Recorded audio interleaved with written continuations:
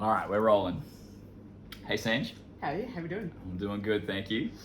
So, I just wanted to speak to Sange about mostly about PPL, MLP, and her role there. What some plans are. So, I guess we'll start with Sange. What is your role with PPL and MLP? Ooh, I love nice easy one to start with. Yeah. Warm me up, Shannon. It's so good.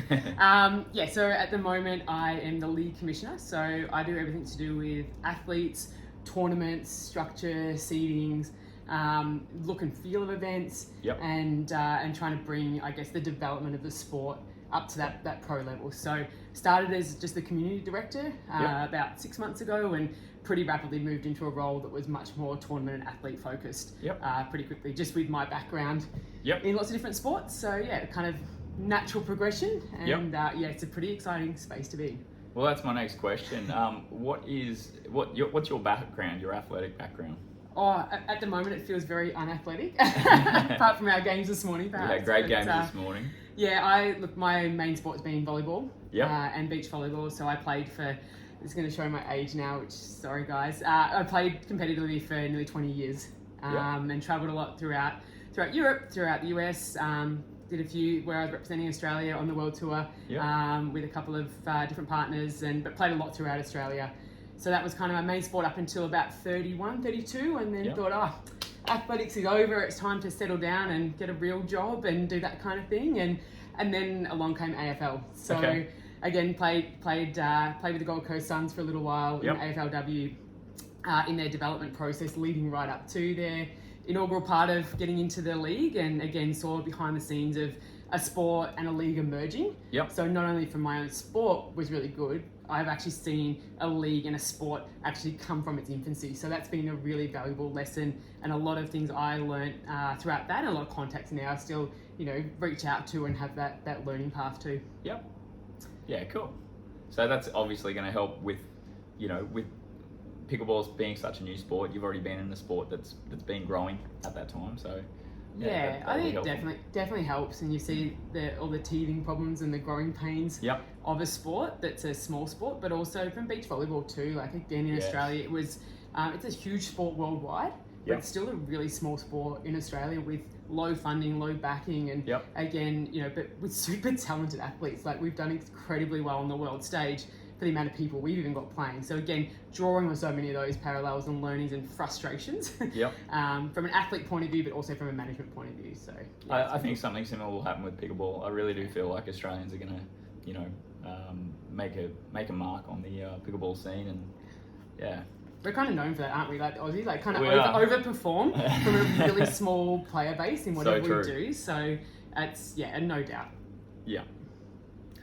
So with PPL, what was the merger? Like, what made them be drawn to starting MLP or having MLP in Australia? Oh, good one. I love this. And this has kind of all happened before I actually came on board, which is even more exciting. And I know Adam and Ant, our CEOs, they spent a bit of time in the US and obviously saw the game over there. And like, okay, this is kind of cool. It's this team's part. They'd already run a couple of events here, and at MLP, they're smart, right? They're scouting around all the different regions, going, where's the spot for us to actually start that expansion. So it kind of just made sense for them to have that conversation and go, well, what's happening down there? You've got some pro events. Let's get this team thing happening. And then, of course, all the behind the scenes and a lot of conversations back and forth in meetings. But yeah, it really just happened with that. It just seemed really aligned. Yeah, cool. Awesome. There's been a lot of people asking about MLP. Obviously, last year was pretty much mostly just Australians playing in MLP.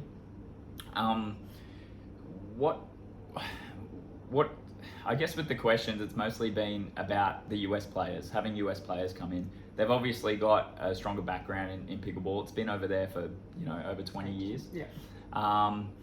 Obviously, there's some Australian players who have missed out. What are your expectations with having US players here in Australia? Yeah, I love that question. I think I've spoken to probably 8 or 10 different athletes that have been selected, but also did just miss the cusp as well, which has been really cool to hear. Just learn their stories and learn where those frustrations are coming from too. And I guess for us, like it is Asia Pacific is the region, and and if you're like, oh, where is these Americans or Canadians coming from? And the interesting thing is those guys do actually have dual passports, or they've got really strong connection with the region. What most people probably don't know, I had to reject 23 American applications that wanted to play in the league but didn't qualify. They didn't have any connection with the region. They didn't hold a passport in that region. They'd never been to the region. So we were really cautious too of just having 48 US athletes coming over and just playing as well. So hence putting some parameters around that. But look, I see it's going to definitely elevate the level of all the players in the league. The Aussies, those players coming over from Asia as well. And if anything, there's probably a little bit of pressure on them. Like, not gonna lie, hey, there's probably a bit of pressure on those those players that are coming in, that are the 6.0s and the 6.2s to really actually perform. So it's going to be really interesting. I'm so curious to watch how the teams are going to form, the dynamics, and how those athletes, how committed they are to get here early and can play with their team and put it together. Because there's some great players here. And the other thing I love is it actually gives our Aussie players now an opportunity to improve their rankings when we look at a DUPA ranking. We know it's only one metric, we know that, right? But now they can finally start to play against some players that have higher rankings. So at the moment, that we've seen the ceiling of the women are sort of sealed around a 5.4, 5.5. The guys really 5.8. There's no one else for them to compete against here, so they're kind of really stuck. So hopefully that kind of allows a lot of the Aussie players and even players from Asia to level up that, so that when they do go to the US and want to play, they actually can compete and they can get into some of these tournaments where previously they probably couldn't. So hopefully that provides a little bit of a pathway too. But of course, with anything, like I've been through it as an athlete where you've been selected and when you haven't been selected. I've been there as a coach when you've had to select and when you've had to cut athletes. And it's horrible to be in all situations. Definitely. I mean, everyone in Australian pickleball, particularly at that elite level, they're training endless hours a day. They basically base their life around it, and I can imagine to miss out would be heartbreaking. But no doubt, and they'll have those conversations with the athletes where they're some of them they're shattered and they've set those dreams, and like every conversation I've had is like keep grinding away. Like, there's going to be opportunities to open up. Things always change. We've always seen a huge change from last season, which the league was put together before even MLP came on board. Like it was a 6-day turnaround to get when MLP came on board. The teams were already set, so it was a really different ecosystem. But we've seen the people come through and the training they put in. There's always going to be opportunity that opens up for those that keep putting the work in, and there'll be those that go, hey, maybe this isn't for me. Maybe I'm not cut out for it, and that's totally okay too. And again, like we just want to support by creating more events, great events around it to give players again opportunity to compete in the top level. I think the most exciting thing that I'm looking forward to is after this season, obviously we're going to see how the Australians go against and the Asian players go against the US players, and then I'm looking forward to seeing if that's going to change the dynamic in the next draft. Like, will we find that our Australian players are strong enough to be selecting them, on a team level, as opposed to just trying to pick whoever's got the highest DUPA? I'm the same. Like, and I'd be curious, and if I had more and more time, I'd be statting that. That'd be something I'd love to know. Is like, which teams, the well-performing teams, are they the ones spending the most time together? Or are they just the ones with the highest scoring? So I think there's a lot of metrics in there. And something that when I was over in the US playing, we kind of said, hey, chemistry beats maths in pickleball. All right, so and I'm a chemistry teacher, so I guess it's like a bit of a win. But for me, it's not how the DUPA scores fit, it's how do you fit as a team. And everyone knows, like, when you and I play and we're having fun, we both play better. But if we play and we're not enjoying our time together, it's terrible. No one plays above their ranking. So I guess that's something that, and when I was speaking with all the captains in those lead up to the draft, was like, think about your chemistry, because everyone will play better when you get along. So, and there's only 4 of you, can't hide.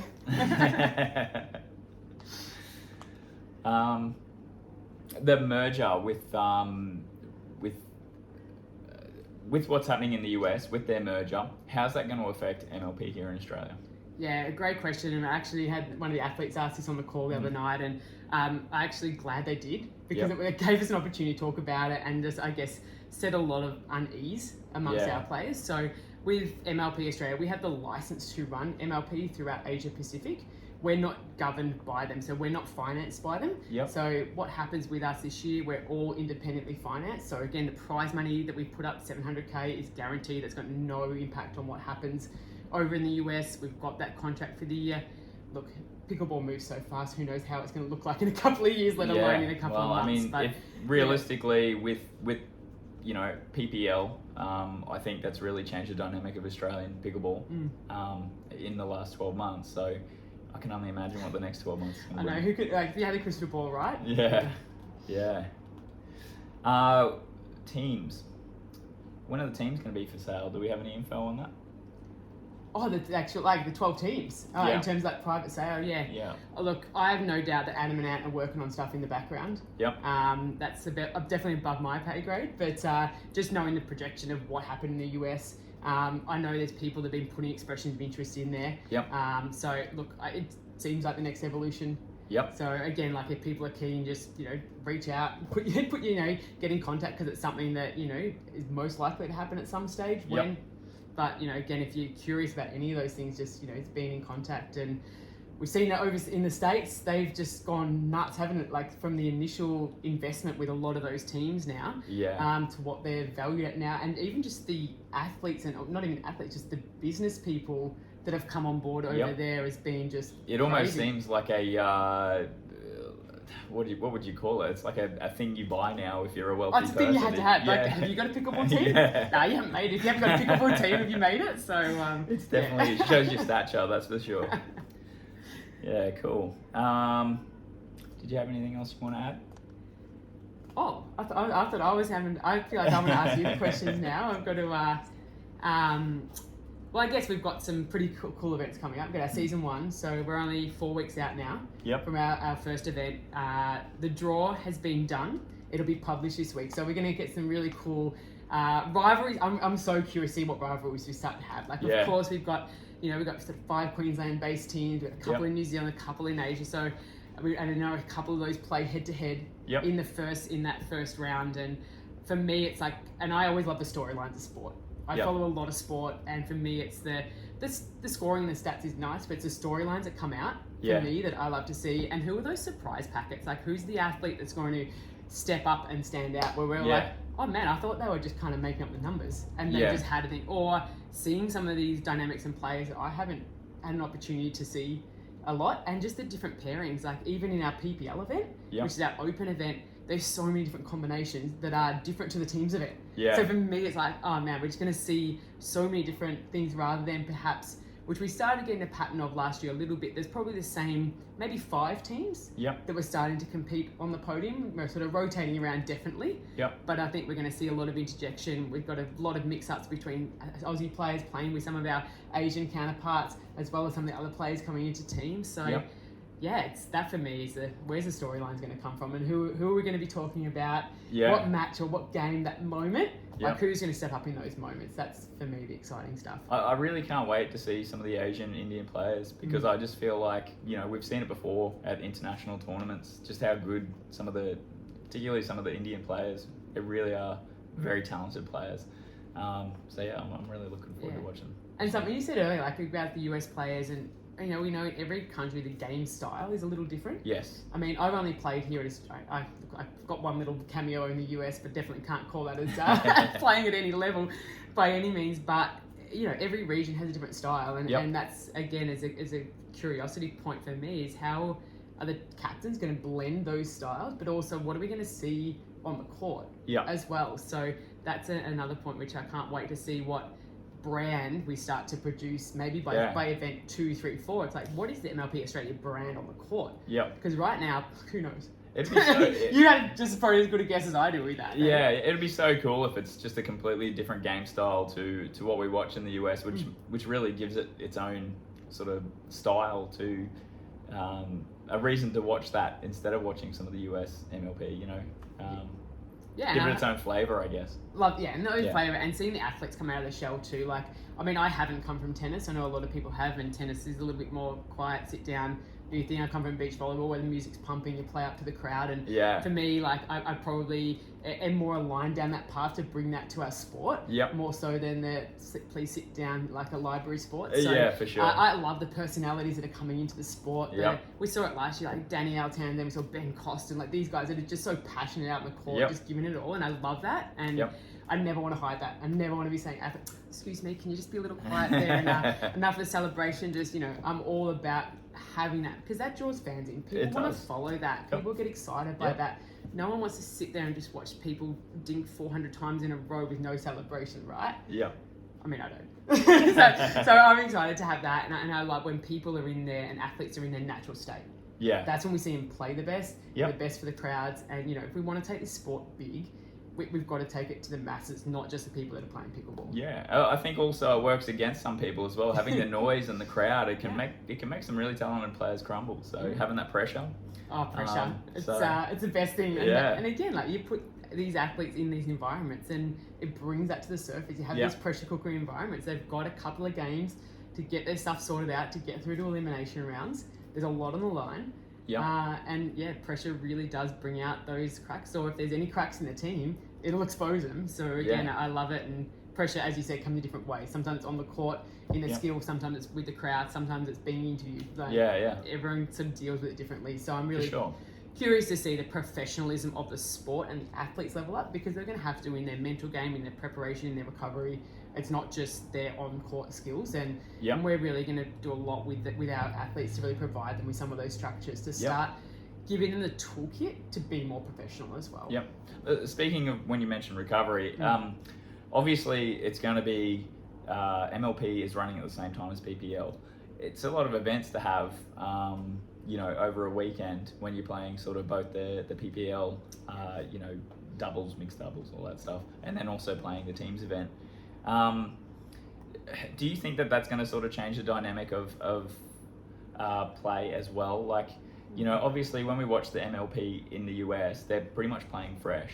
Where I feel like we're going to have some tired players coming out. I guess we'll definitely see who has the stamina. Oh yeah, we'll see who's done the work. Yeah. 100%, yeah. And I think some players might be a bit strategic and not play all the PPL events. They might, especially if they've had to travel a little bit, they might go, hey, I'll play one or two, but not all of them. Yeah. And I think, maybe that would be more towards the back if they don't make it through to Super Sunday. I can still foresee there might be the case if teams are making finals, they might be going, oh, do I still play mixed on the Sunday? That I can foresee those things with people's bodies. It is a big workload. Some people might only play a game or two in a round. Some are playing 4 matches through to a final. So, and again, trying to create breaks within that. And then obviously on the Friday, there'll be one MLP match, which is a round 1. Saturday, round 2, a quarter final on the Saturday night. And then Sunday becomes the semi-final and final. So again, like hopefully we've broken it up enough. We're really conscious. Like we'd love to run the event over 5 days. Yeah. But for, again, even just where our athletes are now to require that much time off work. Sure. Getting them into the venues and this kind of thing. It's just where the sport's at the moment. But again, that's something I can see in the next couple of years going to 4 and 5 day events. 100%. Like as soon as support comes through there, as soon as there's more support behind the athletes, we get a bit more funding, and they don't actually have to work, 9 to 5 jobs. I guess we will be able to have events over the during the week. So. Yeah, and that's something I can see, and you see it in the MLP now. Like they're pretty much running a qualifier on a Tuesday for their PPA events all the way through to a Sunday. And again, like I guess when you're giving out millions of dollars in prize money, you've got and salaries. It allows the athletes to give it more time and more focus. And it's just, we're still in infancy, and I'd love to be able to say to every player, here's 100K, don't go to work this year. But I don't think Adam and Ant would let me do that just yet. But again, trying to find that balance for the athletes, and again, having the 6 events with increased prize money as opposed to spreading it out over more events made sense for us, more focus. And then allows us to do other activations and cool stuff in between as well, which we've got some stuff in the pipeworks as well. Our producer Sarah had a question. What was it? You answered it. Oh, sweet. So we covered it. Oh, we got ahead of it. Yeah. But, can I ask you a question? Yeah. Just because why not? Yeah. Throw it back here.